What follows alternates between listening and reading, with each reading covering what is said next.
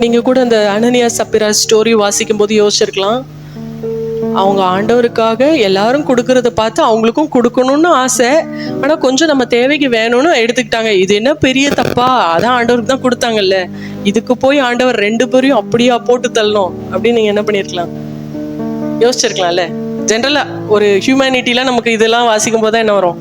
மனிதநேயம், மனிதாபிமானம்லாம் வரும். ஏன் இப்படி அனனியா சப்பிரால் பாவம் பண்ணாங்க, அது தப்பு இல்லைன்னு சொல்ல, அதுக்குன்னு கொலை பண்ற அளவுக்கு அவ்வளோ பெரிய பாவமா அப்படின்னா? இந்த 5 காரியங்களை யோசிச்சு பாருங்க.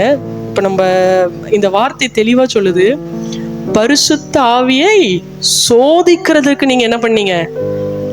வேதம் சொல்லுகிறது, பூமியில 2 பேர் ஒருமனப்பட்டுட்டாங்கன்னா பிதா அந்த காரியத்தை உண்டாக்கி கொடுக்கறது கூட தயங்க மாட்டாராம். மத்தேயு 18:19 என்ன சொல்லுது? என் பிதாவினால் அது அவர்களுக்கு உண்டாகும். அது உலகத்திலே இல்லாத ஒரு விஷயமா இருந்தா கூட பூமியில 2 பேர் ஒருமனப்பட்டு பிதாவை நோக்கி கேட்டுட்டாங்கன்னா அவர் கிரியேட் பண்ணி கொடுக்க கூட என்ன பண்ண மாட்டாராம், தயங்க மாட்டாராம்.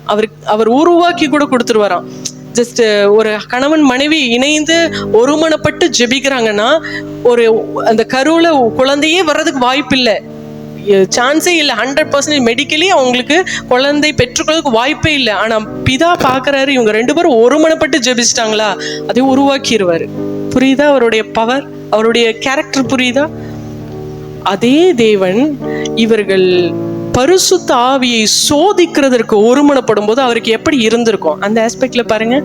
நீங்க ஒருமனப்பட்டு ஒரு காரியத்தை செய்யும் போது இல்லாத ஒண்ணு உருவாக்கி தரும் அவரால் முடியும்.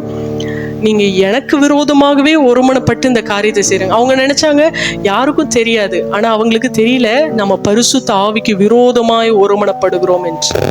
நிறைய வேலைகளை எனக்கு அந்த ஒருமனம் வரமாட்டேங்குது, ஜெபிக்கும் போது எனக்கு ஒருமனம் இல்லை அப்படி யோசிக்கிறோம்.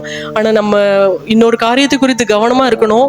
நம்ம ஒருமனப்படாமல் இருக்கிறது ஆவியானவருக்கு விரோதமா ஒருமனப்பட்டுட்டு இருக்கிறோமா, அதை கொஞ்சம் என்ன பண்ணணும், டெஸ்ட் பண்ணி பார்க்கணும்.